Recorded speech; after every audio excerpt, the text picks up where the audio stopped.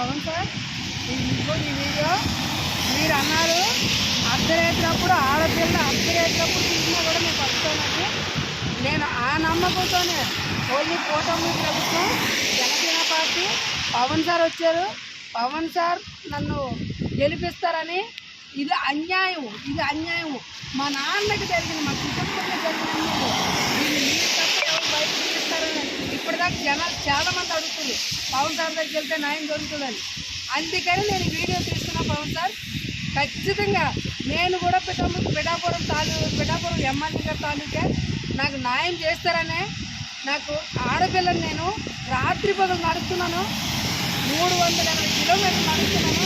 నేను నడుస్తున్నానో నేను కష్టపడుతున్నాను కాదు. మీరు స్పందించి దయచేసి మాకున్న బాధను తొలగించండి.